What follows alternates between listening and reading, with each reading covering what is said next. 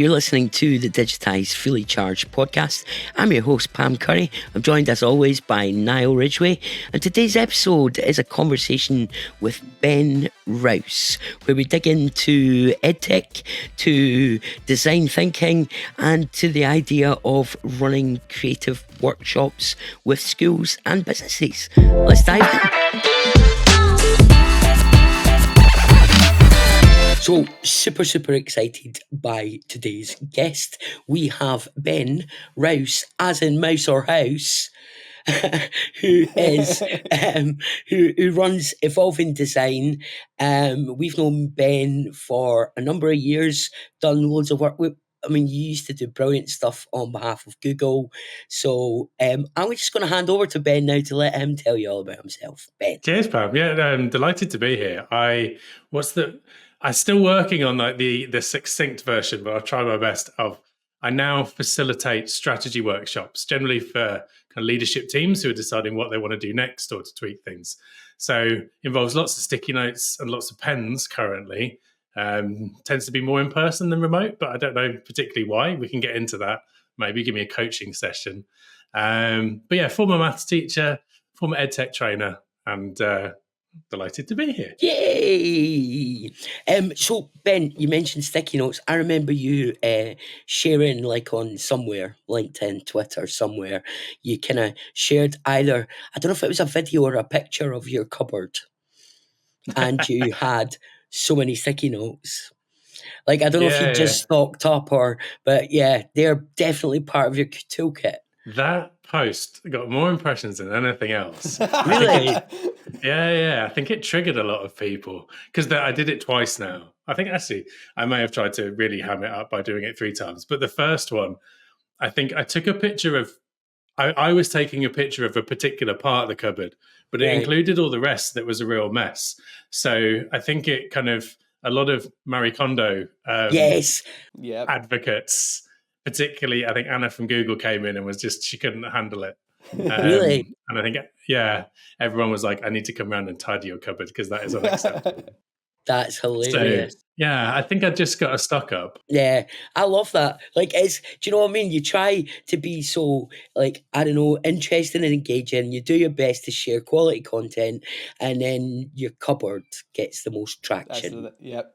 Hey, and exactly. You spend a lot of time in your videos as well. Like, I've been watching, I was obviously my prep for today. I was going through a couple of your videos that you posted on YouTube. They're high quality. Like, one of there's a wee shot that you do where you've got it to camera, and then in post you edit it so that your face goes to like the left third instead of the middle, and then you have your text appear, and then it comes like it switches back to the original. I'm like, that's class, that's brilliant, but it's your sticky notes that get all the impressions, and that's the thing that everybody remembers. Always the way. I think this is, don't overthink it, is if anyone's kind of pausing on posting so something like until they get it right, it just shows you it doesn't matter at all. The impressions are my sticky note cupboard, and then I tidied it and posted again, and that did quite well.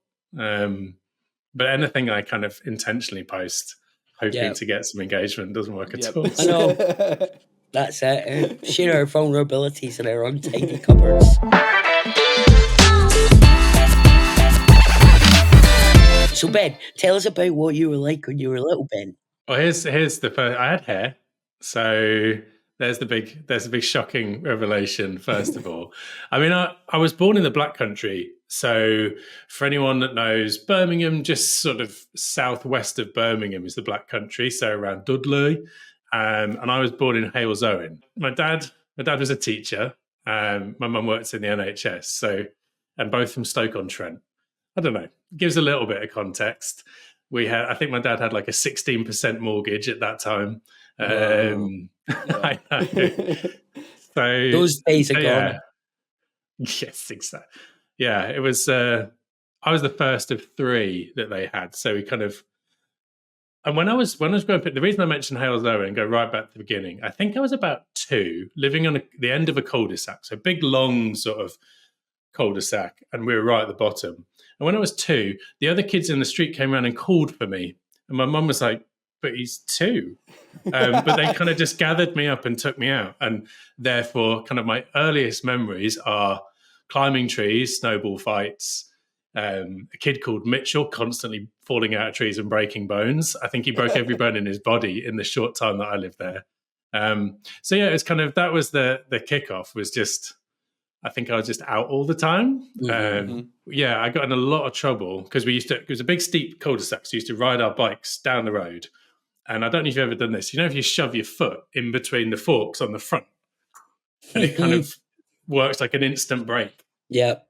So I did that a lot. And then I also, my parents, so the 16% mortgage thing was a reference point to, there wasn't a lot of money going around, both public sector workers from the 70s into the 80s. So they got me a new pair of trainers. And then in one day, I used my feet to brake instead of the brakes on my bike down the hill. So they sent me out in new shoes, and I walked back in, and the whole toe had gone. Ben. I remember a certain amount of frustration and anger. Did your dad not teach at the same school that you went to? Yeah. So it was around that time. So he was... they'd moved from Norwich, I think, to Hales Owen, and then I was born. And my dad was teaching at that point. My mum had 1 week of leave after she had me because she just started a new job. So I was in a childminder all that time. But then we moved into Birmingham, and you can't tell from my accent now, but when we moved from the Black Country into Birmingham, so I did reception in a school in Hales Owen, and then I did what is now, in English terms, year one, P1? Roundabout, yeah. When I moved. And I got taken the piss out of for my accent by kids in Birmingham because I sounded really, really, I'd say, Luke, there's a book. That's how I spoke when I was a little kid. But it obviously sort of had such an effect on me. I've gone for a completely neutral accent now. Switched up. Yeah. But we moved really close to my dad's school in Birmingham. And then... and then that was a secondary school. And then when I went to secondary school, I went to the school he taught at. What did your dad teach? At that time, he was teaching computing. So he'd previously taught maths. But it was like a computer arrived in the school many years ago, and he was the only one that took an interest in it. Yeah. So by that point, he was fully computing teacher. So when he was teaching, did you go, like, one side, did you go, I'm going to behave, I'm not going to put a foot out of line, or did you swing the other way and just rebel? I was chatty, but not badly behaved. Like I did my work and stuff like that. There's a good friend of mine who I still see now. When he sat next to me, I would try and say words to get him to accidentally put naughty words into his essay. So that was kind of my approach. That's the worst you did. Yeah, stuff like that. I think I had 2 detentions in my whole time at secondary school, so nothing too bad. My dad was a teacher as well, so but I never went to the same school that he taught at. No, he was always at a different school, thankfully. But I did go as a student. So as a student teacher, I went to my dad's school, which was interesting. I got caught out really badly when he left me in charge of his class one day, and they asked me a question about, I don't know if you're familiar with, like, the part of speech and the figure of speech, an oxymoron. So at the time I wasn't, and I thought they were taking the piss. So they were like, Pam, see in line 4 of the poem, is that an oxymoron? I was like, yeah, very good. As if I'm going to fall for that. And then I realised quickly that actually an oxymoron was a thing. Well, I just didn't know about it. So, yeah, that was probably but I can't imagine what it'd be like if your dad actually taught at your school. Yeah, so that was all right. And the fact that I don't think anyone really minded. My dad was relatively, like, I suppose they're a bit laid back, as long as you were doing the right thing. There was one incident though where, he only taught me for 1 year for computing. Someone called across the classroom to me, and I went, "Hey, Rousey," and my dad, knowing exactly what they'd done, just went to them, "What did you call me?" And they were like, "Ooh," and so soiled themselves. And he was like, "Only joking." Hilarious. So that was kind of his his style, I suppose. But one thing I discovered, lots of my friends had him for cover lessons over the years. So I had a few. Like my dad is he's fairly straightforward. Like he speaks if spoken to. Sort of fairly straightforward person. And a few kids would come up to me every so often and go, "I didn't know your dad was a pilot." I'm like, "What are you talking about?" And I'm like, "Yeah, we just had a cover lesson with him. He told us that he had a pilot's license." I'm like, "No, he didn't." And I go home and go, "Dad, someone said you had a pilot's license." He go, "Oh yeah, I do." What did you tell me this for? And then the weirdest one was when someone came up to me and went, "Oh my God, I can't believe your dad was a drummer in a strip club." I'm like, no, not a chance. That's not my dad. And I went home and went, "This is surely a lie, Dad. Someone said to me that you were a drummer in a strip club." He's like, "Oh, only a few times."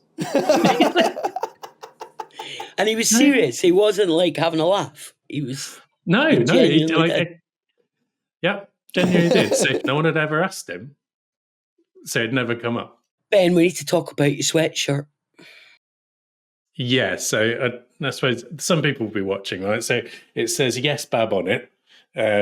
So there's a little independent thing called Punks and Chancers, cool. And they make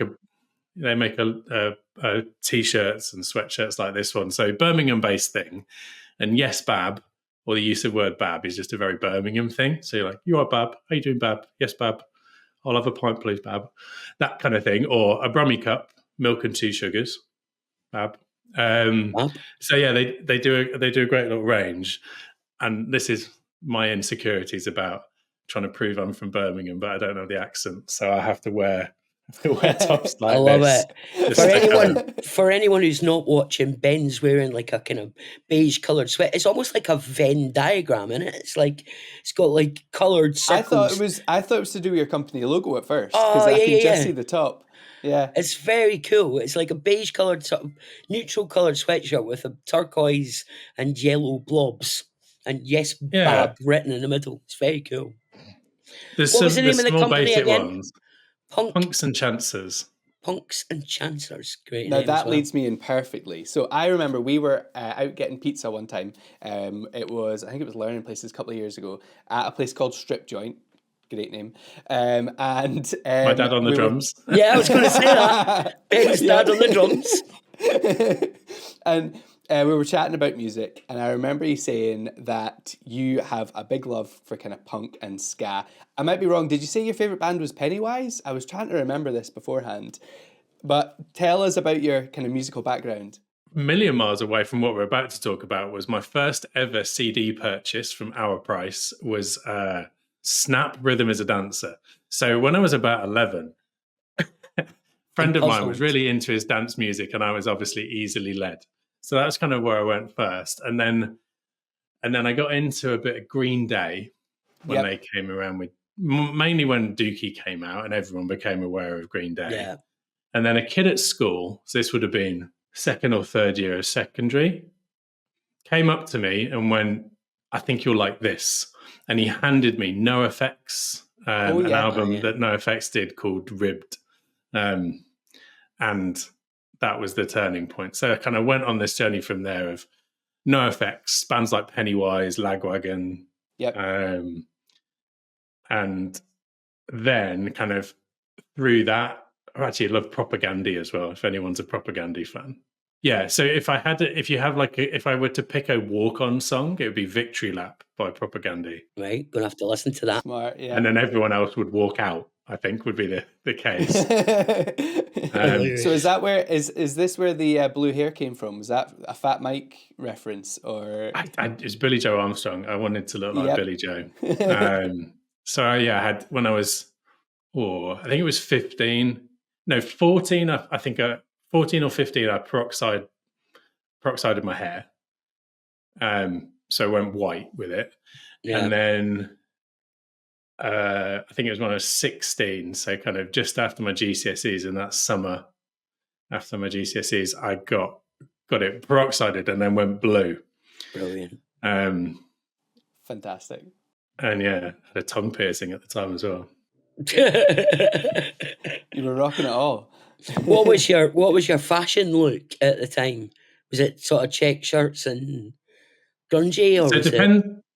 Depends whereabouts you grew up as to what the right word for it is. In some places, it would be referred to as grebo. Jitter, I think, was another phrase for it. But if you ever remember, like, I'd have, I suppose, quite sort of skatery look, but I had a big chain on. Yeah. Yep. My wallet. Yeah. Generally, always in a cap, with my peroxided hair sort of popping out at various places. So that was kind of that was the style. The I remember I tried to get the chain look going, and my jeans had, you know how they had like the wee clip for it? I had like a space for it, and I got my chain from it was a pet shop, and it was like an actual dog's collar. Hilarious. Yep. I thought it looked really cool. Works. This is the thing, like, where do you go and find this stuff? But eventually there was a place in the centre of Birmingham that would do that had all the right stuff going on, where you could get your big fat chain. And Vans. Did you wear Vans? I had Americas, so Americas, globes, right. And all that kind of stuff. But ridiculously, I didn't skateboard, but I look like I should have. Yeah. Which is I've now in my midlife crisis where I've got a skateboard and I'm... Yes! I'm with you there. You now both. I even went for a lesson the other day. Yeah? You never. How'd you get on? I went on the quarter pipe and I was sort of being helped out by this guy, and I slammed into it so really, really hard, but not in any cool way, like on my ass. I love that you're doing that now. So it's a rite of passage. So now, can you do that? You know what? Can you do all the tricks? Nah, not really. So I only took it up I was similar, where I didn't do it when I was younger. I was not coordinated as a kid. So I took it up during lockdown. And then from there, we used to go to, there was a skate park that all the kids would come out at, like, I don't know, 10, 11 a.m. So to beat all the kids getting there, we would go early morning, have a shot, and then they'd all turn up and we're like, right, okay, we're done. So it'd just be going like as fast as you could down. There was a couple of like wee tiny ramps, but nothing fancy. I used to always, like, mine was snowboarding. I always wanted to snowboard, and I tried it so many times, and at the end, like, I loved the whole day of getting up really early and then going to the slopes, and like I loved the whole kind of, I don't know, the whole vibe of it. But I just basically spent the whole day getting tireder and tireder from falling down and getting back up again and falling down and getting back up again. And by the end of it, I was just like, no, I've had enough. I'm going for a hot chocolate. That's the thing. There's a nice scene, isn't there, where you can just have the snowboard next to you. We're like, loving this. Yep. Who's the most famous person you've ever met? Did I put something different on my form to Robbie Earl? No, you never. No, I don't think it was a question. So no, it wasn't a question. It just came to me because I was like, you were talking about Soldier in the Game of Thrones cast, and I was like, that's the kind of thing I would do. I don't recognise anyone. Like, I could walk past someone like super famous in the street and probably wouldn't know them. Well, we were working in one of the hotels nearby here, and Karen Dunbar walked past, and and we were like, oh, there's Karen Dunbar. We'll leave it. There's a few like passing ones where from a distance I've gone, oh. I think like I was in an airport lounge and Peter Schmeichel was in it. But again, I didn't say hi or anything. Left him to his own devices. The only random references I've got for like now they're famous, but when I knew them, they were just students. I was a maths teacher for a long time, and one of the things that our school picked up was teaching the Chelsea Academy footballers for their GCSEs. So I'd go over to the Chelsea training ground and teach a group of kids maths that were sort of in that process. So nowadays I've got quite a lot of footballers that I can reference in different places. So like Mason Mount's probably one of the more famous ones at a tour. And it's a big name. Yeah, Conor Gallagher, who's just gone over to Atletico Madrid now. Mark Gehi at Palace and Trevor Chalobah and a few like that. So, but I taught them maths. I didn't teach them football. No. And I don't think they've needed it, to be honest. No. Well, apart from counting large wads of money. Yeah, their agent will be doing most of it for them. I tell you what, though, the thing I always talk about with that is of all the young footballers I taught, and the ones that have gone on to do particularly well, so Mason, Connor, Trevor, Mark, they were all incredibly good students. And when we spoke to the coaches, there was they'd apply themselves in our lessons, and they'd really apply themselves on the training pitch with their coaches. So I think there's a kind of misconception about footballers sometimes that they're of a certain academic persuasion. Was it similar to, you see in all the American films where the student can't play for the team if they don't get a high enough grade? Was that similar, or was it just turn up? No. I mean, we had some sway, and to be honest, a lot of the parents that we met were sort of on them about managing it. They were aware your career could end all of a sudden. There are a few players who come through who are lazy as sin, but I don't want to call them out. I'll just mention the ones that are really, really good.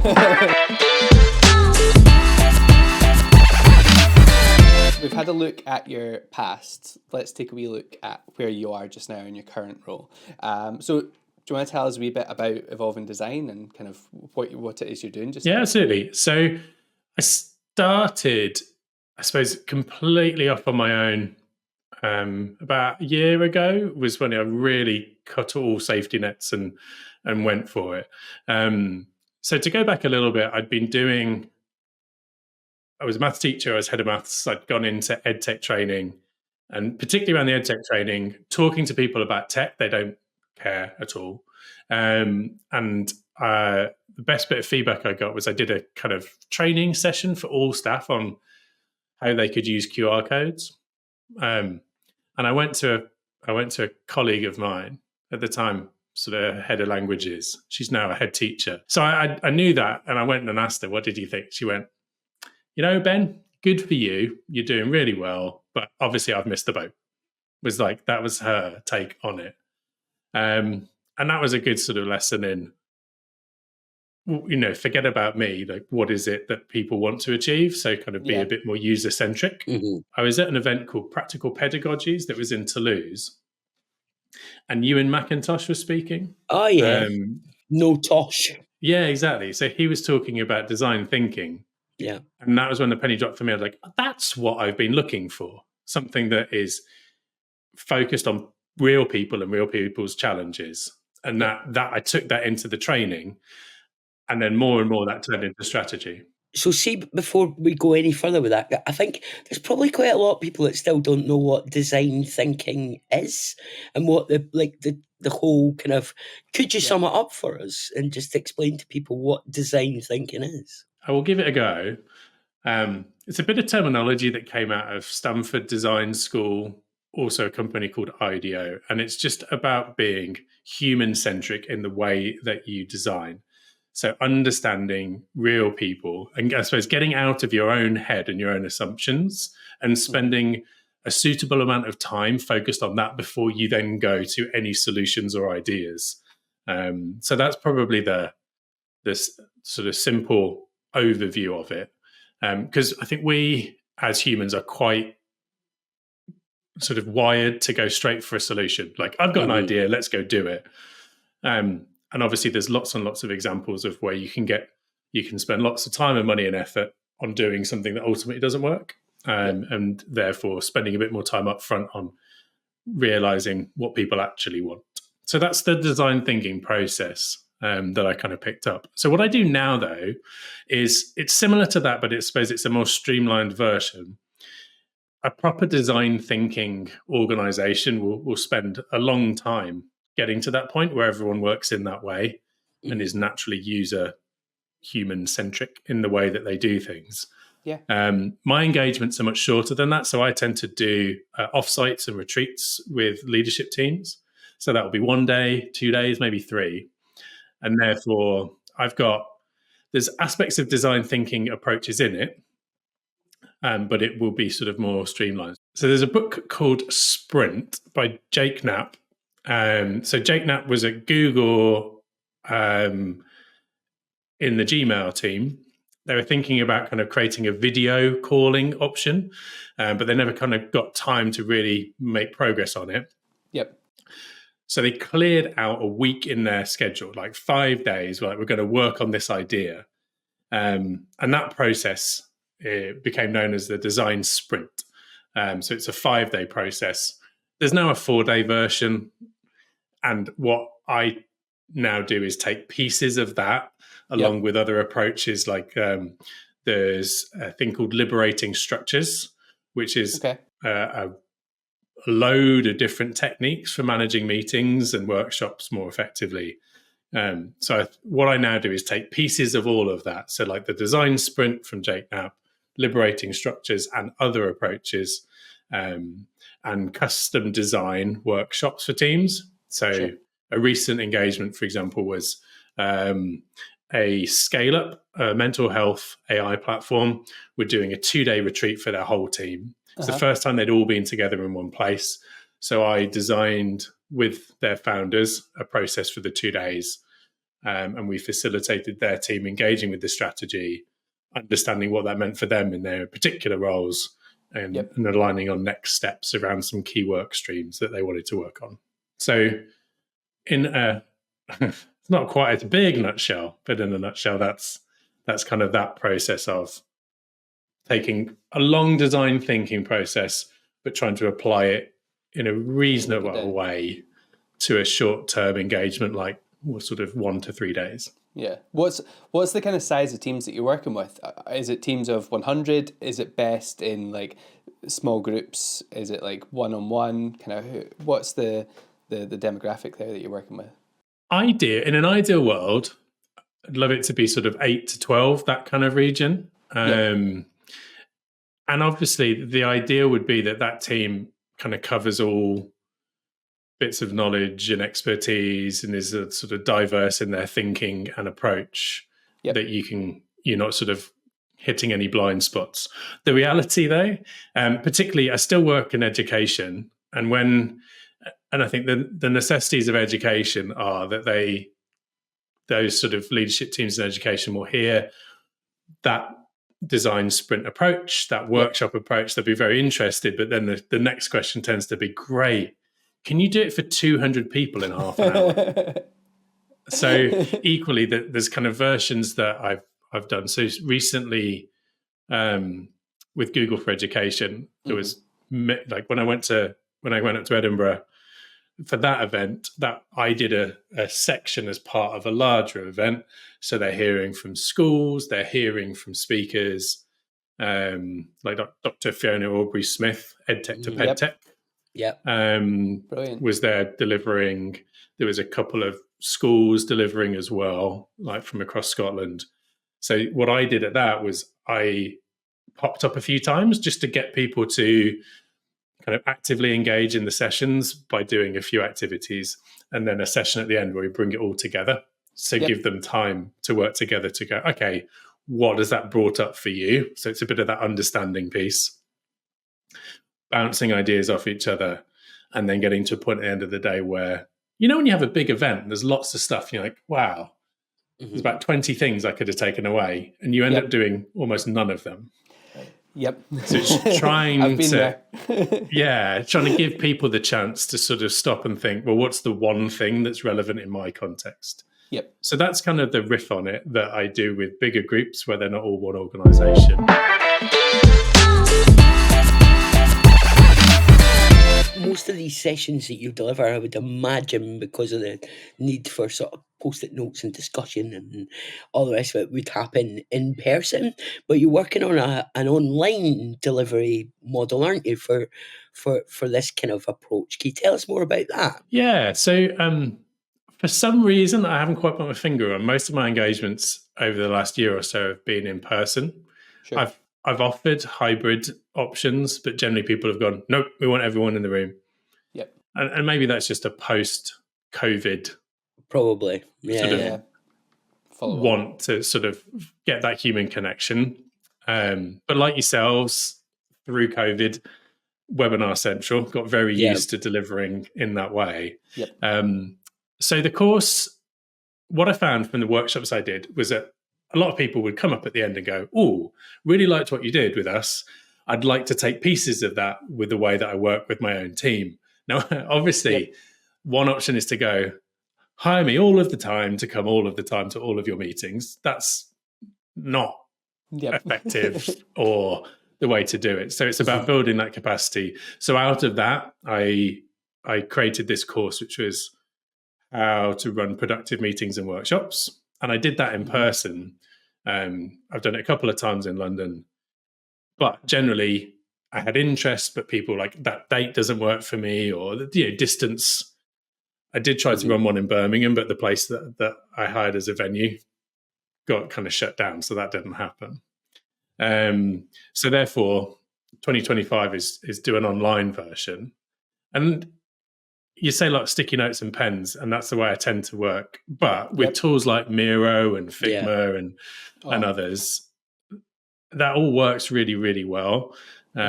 So I also use a lot of those when I can, but just haven't had as many requests for that. So that's the kind of way that will run. Is the previous course has been sort of kick off with why meetings go wrong.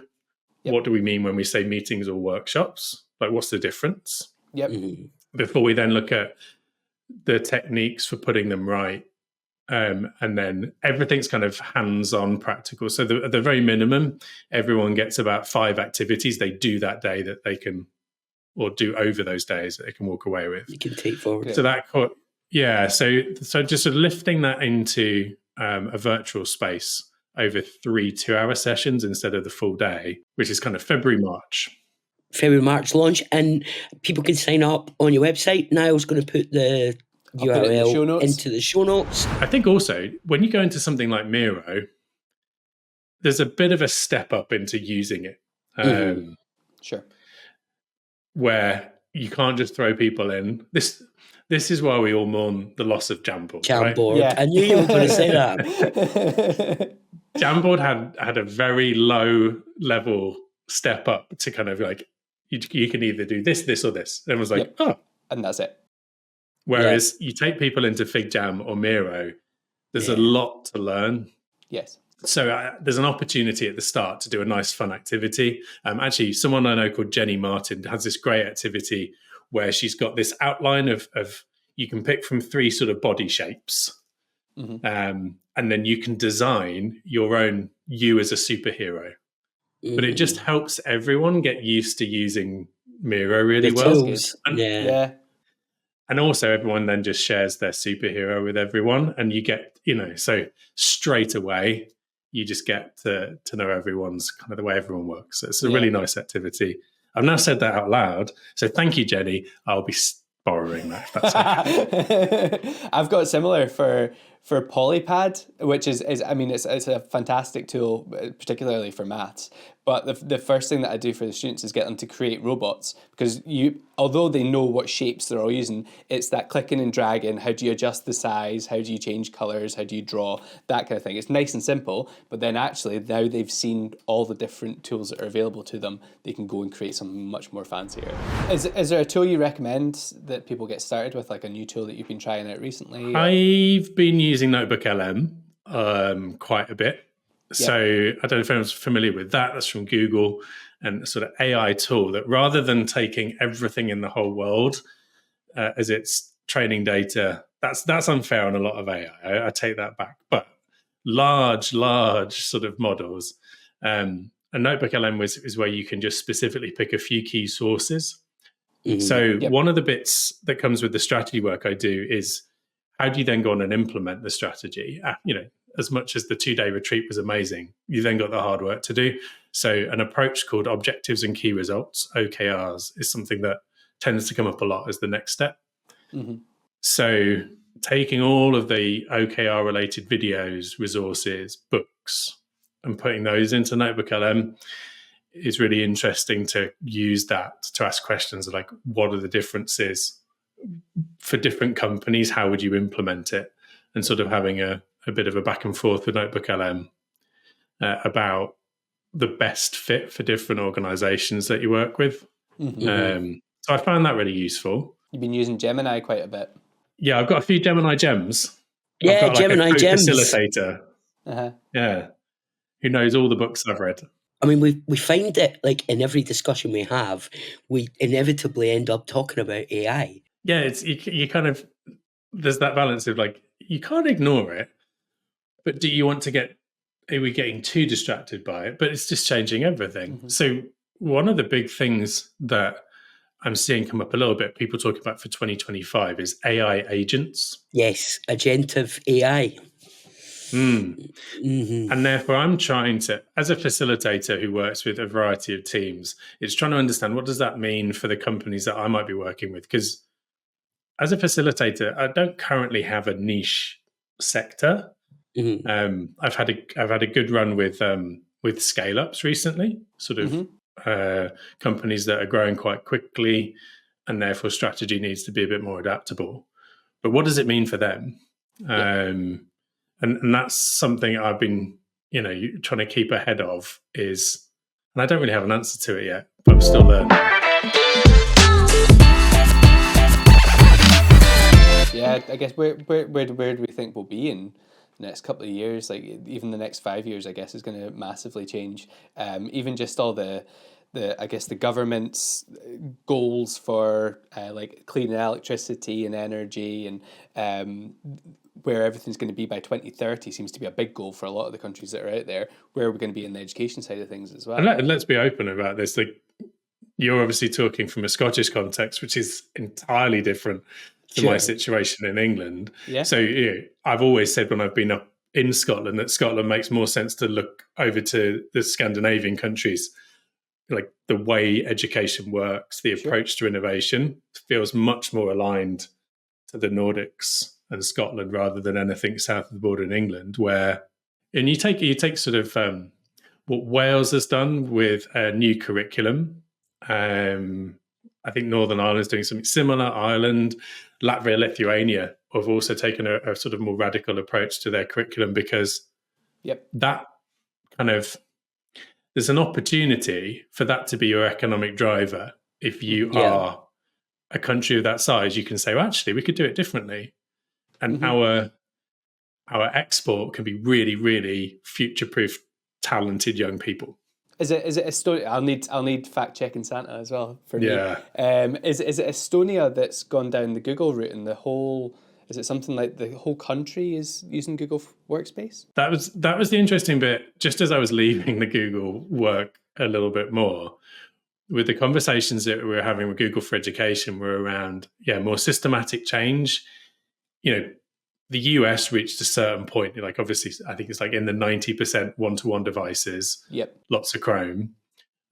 Similar in Sweden as well, like really mature market for using Google Workspace and Chrome in New Zealand.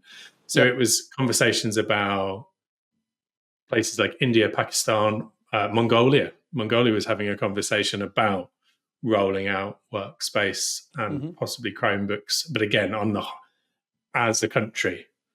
Rather than in England, it's like one primary school here and there. Then maybe a trust. Then maybe, I mean, like you take Liverpool. Liverpool's still local authorities mainly, because Liverpool's like, no, we're not doing what you tell us. So there's pockets of everything. So kind of coming up with any consistent approach across England is really difficult. Whereas, there are a certain number of local authorities in Scotland, and therefore, there's an easier conversation to have about some kind of alignment. So much disparity between them, though, Ben. It's unbelievable. Unbelievable. We've still got some that are blocking YouTube for everyone.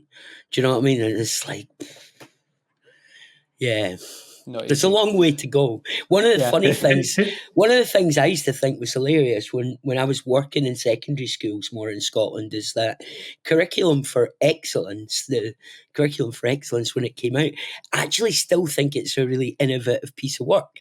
Like when you actually look at what it's trying to achieve, it still stands up as being quite forward thinking. But what secondary schools used to do is they used to have a curriculum for excellence day. And so I don't think that was really the intention. It was like, we should be doing this all the time, that whole kind of project-based focus, IDL, let's take it like that. But what they would do is they'd be like, oh, we should do curriculum for excellence. So there would be a day, and I did it in my own school. I remember being part of it when we took the whole of first and second year into the assembly hall, and all the subject teachers came to the assembly hall, and they did something like, I don't know, design a pizza box or something. And it was like, that's the day. Curriculum for excellence done. Yep. Now let's go back into our subjects and just do the same thing we've always done. So yeah, that always made me laugh, and I think it's probably still. I mean, the conversations have shifted a wee bit, and we're talking to schools who are talking about IDL as a strategy for their younger years. But yeah, there's a long way to go. It's taken a while. I'm just getting everyone on board with so when I talked about design thinking, the challenge with design thinking is you need everybody every day to think in that way. So you've got to build that culture in. So again, you take the curriculum for excellence that designed with a certain way of approaching it, but then trying to disseminate that down to every local authority, to every school, so that every head teacher, every leadership team is understanding what that means in the same way that it was envisaged. I mean, Chinese Whispers tells you it's going to be interpreted a million different ways. And then, you go and I imagine that anyone that was working on it initially goes to look at what was happening on the ground and went, oh, no. So this wasn't what we meant. And you see that in all organizations. And therefore, 2-day workshop that I do, as good as they are, what does that look like a month down the line is very much down to the culture and repeating it. And that's the OKR bit that as well. But whatever the version is for schools, some of the best though sort of design thinking experiences I've done is where on the last day when the teachers or the leaders are creating ideas is you get the students to come in as testers at the end. We did one of those in amazing, a big one in Amsterdam. Actually, not blowing smoke up your ass, but the best table in the room was probably the Scottish contingent. Really? But anyway, yeah, they did a really good job. But we had students come in at the end and test out their ideas. And it's that moment when they're kind of like, oh, I never thought about it that way. That's the moment that you want to get. And that's what the design sprint is kind of perfect at, because at the end of it, you always got to do a user test. So my answer to that, does every education idea get put in front of a learner? And if not, that's the bit that could really help kind of get that insight. But just get that people voice. We often don't want to hear it, do we? And that's the big problem. You put in lots and lots of time and effort into refining something, and you get to that point where you don't want someone to come and tell you the truth. You just want them to say nice things about it. Yeah. So true. That's a really fair point. So true. Do you know, we worked with a group of young people and got them to kind of tell us what learning experiences people would like as part of our Digitize approach. And like the one that came up more often than not was Taylor Swift. And actually, it's her birthday today. Happy birthday, Taylor Swift. And see, when you dig into that as a learning experience, though, it's brilliant. Like looking at the eras to her data and the impact of it, like so much you can do. And it's actually a brilliant learning experience. What is that innovation that you wish you had invented? Is there one thing that you wish I wish I'd put my name on this? The fun thing about these questions is I know that you've got an answer that I put in a form before in front of you, and I'm pretty sure I keep on saying a different one. That's all right. It just means we can have you back and you can give a second load of answers. I mean, amongst all that, I love a bit of Google technology, but I find myself coming back to Google Docs all the time. So wouldn't you love to have invented Google Docs? That first chance to go, what if everyone's in there? Yeah. So there's a guy called Jonathan Rochelle who used to work for Google. He's now at LinkedIn, but he was involved. I think he invented Google Sheets, and was kind of acquired by Google to do that. So I met him a couple of times. So I got maybe that's the most famous person I've ever met in our world. In our world. And then also kind of always wish I'd kind of been back in the early days of inventing a skateboard. Do you know what I love? Do you know what I love about like the stories like that? So you take skateboarding and climbing as two kind of subcultures where it was just waifs and strays who basically just opted out of doing anything anyone else was doing. So the skateboarding was surfers. In the afternoon, the surf isn't as good. And there was a heat wave in LA. So if you ever watched Dogtown and the Z Boys, it was just a bunch of kids who they found some empty pools that had dried out. They were bored. I think it was also to do with a bit of a innovation in the material wheels were made from. Mm-hmm. So they didn't kind of catch on stuff. But they were just bored, started skating pools for no other reason than it was fun. And it's turned into like a multi-billion industry. Mm-hmm. And then the same is true of like climbing with the people who just bivouacked at the bottom of El Capitan. And again, just because they didn't fancy the rat race. Mm-hmm. And then it was a Patagonia guy, Yves, I forget his surname. He just started making equipment because the other equipment wasn't as good. But he just did it so they could climb more effectively. And that turned into Patagonia. Yeah. So where is that subculture right now that we're all dismissing and ignoring as just like wasters? Throw away. Yeah. Who are going to create the next one? I mean, people often say esports kind of is the one that no one talks about that's massive, but that's pretty big already. But yeah, what is it? Yeah. Who are they? Where are they? And I want to invest in them now. Yep. Absolutely. I thought you were going to say the Post-it note. I should have. And I probably did in my form, didn't I? That was in your notes here, yeah. Oh, brilliant. On that note, I think we'll wrap up. Thank you so much, Ben. That was awesome. I enjoyed that. Fantastic. That was good.